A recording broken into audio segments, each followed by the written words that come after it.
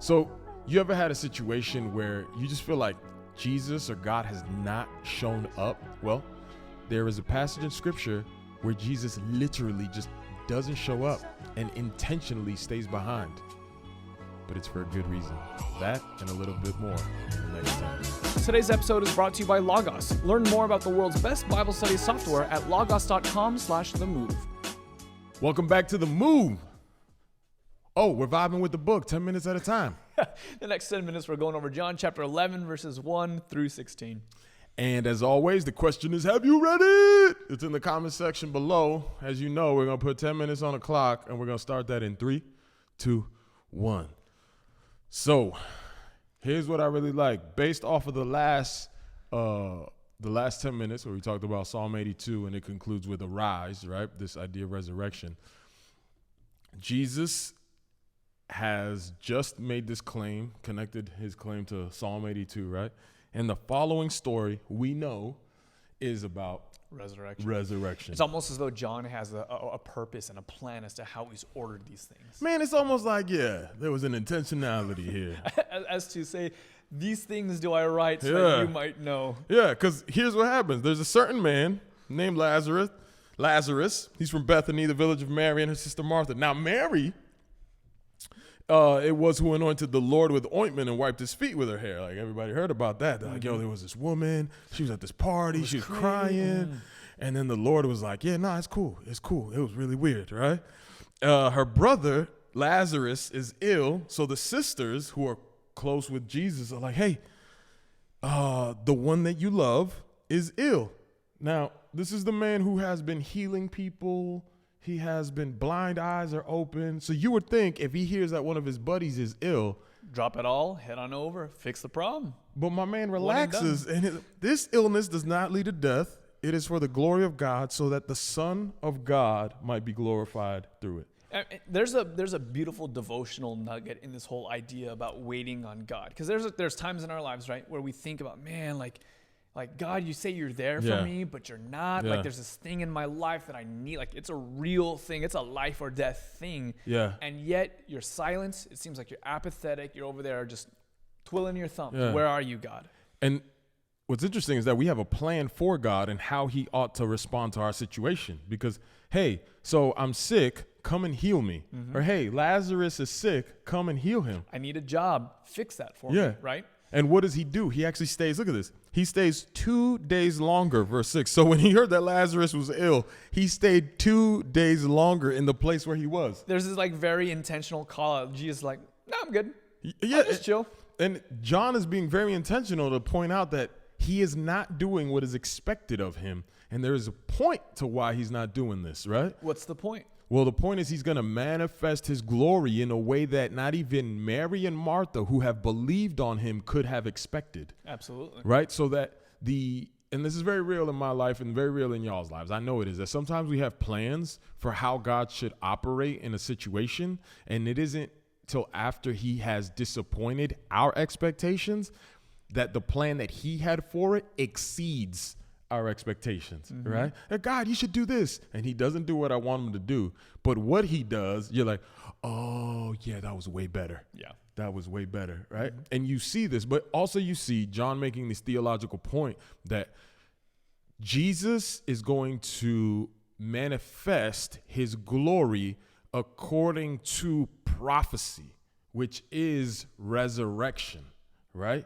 This is what we saw in Psalm 82, that he has the power of resurrection. He's about to manifest it, but we're not there yet. So verse 9, again, this idea, are there not 12 hours in the day? If anyone walks in the day, he does not stumble because he sees the light of the world. But if anybody walks in the night, he stumbles because the light is not in him, right? And he's talking to his Jews because he's talking to his disciples. Going back to Judea. Going to Judea. Where he's being pursued by the Pharisees. They're like, hey, these guys are looking for you. And what is Jesus' response? He's like, I walk by the light of the day. I walk in the light. Matter of fact, I am the light. And I have no fear of those who are going to come and get me. Like, I'm not stumbling. But what's interesting is that he's saying this and doing this after he stayed away for 2 2 days. Mm-hmm. So it wasn't that he was staying away because he was afraid. He's Yes. staying away because he's got a mind towards his father, and he's listening to when he should be doing what he should be doing. And then he gives them a reason why he's going. Verse 11, our friend Lazarus has fallen asleep, but I go to awaken him. I love this because in any human sense, if you have someone that you love and you have the ability to pull them out of a really tough spot, the natural humane thing to do is to go and do that thing. And we would praise and laud anyone who does it. And so when we apply that same thinking to Jesus, then he doesn't. You're like, wait a second. Something must really be off. And it's not that anything is off. It's that Jesus is fully on to what God his Father is saying. And what's awesome is that the miracle that's about to happen is for the sake of everybody. Yeah. It's not just for the sake of raising Lazarus from the dead, but it's also to further this whole identity piece that Jesus is claiming. So listen, the way that you know is because I can arise, referencing back to our previous 10. It's like, this is why this matters so much. Because if I just healed him from the sick, you wouldn't have the insights that I have the mastery over death so that I could arise and validate Psalms 82 and therefore validate my claim to be one with the Father. And he already said it earlier that if you don't believe in him, you will die in your sin, right? So that then when he's coming to actually resurrect Lazarus, what is he doing? He is giving evidence so that those around him might believe and that they too might come out of death and into life through him. So that he's raising the dead to life, but Lazarus is not the only dead one. The whole audience that is watching, unless they believe that he is the resurrection and the life, they will remain in their sin. Why? Because sin is a lie that says God is not like what Jesus is actually portraying. And if you don't receive the truth of what Jesus is portraying, you will die in your sin. This is the point of John 8 right on through. The light that has come into the world is Christ, and in him is life, right? That life is life for men, right?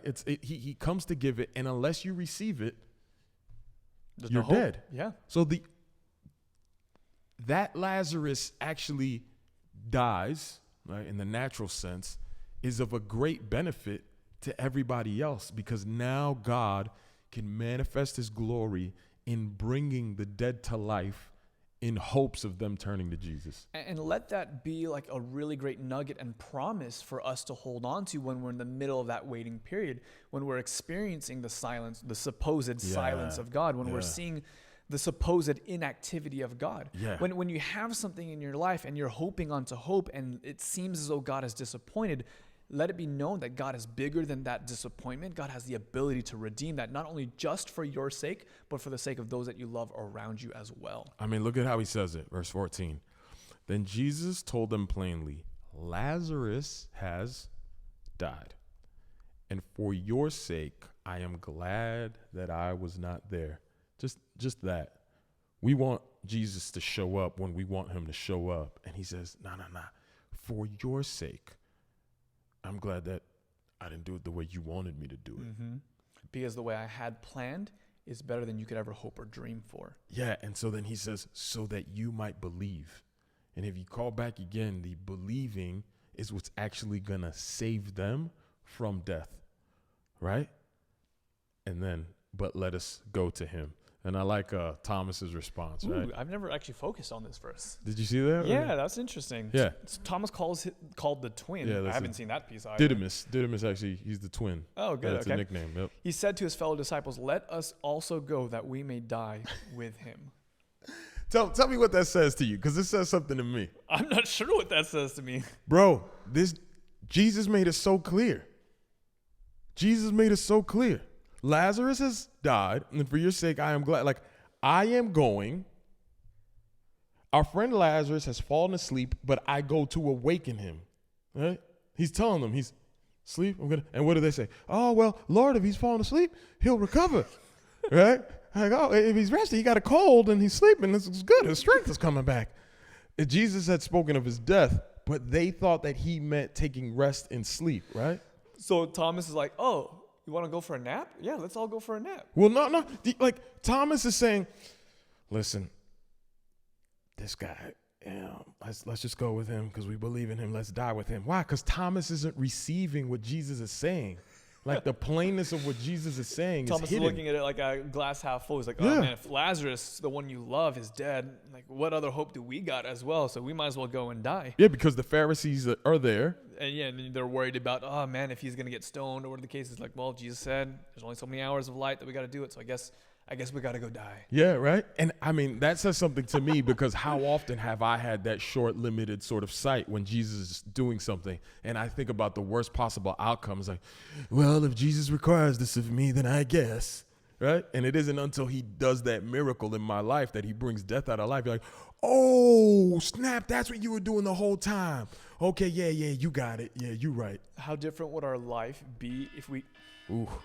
It was. I'll say this. Overtime. How different would our life be if we could keep that end in mind as we're going through it? What would our life look like if we could live not by the way that we see things playing out and the wisdom and understanding that we have in this moment, but how different would our life be if we actually lived by faith, putting that faith and the trust in the goodness of who Jesus is and the goodness of who he reveals the Father to be?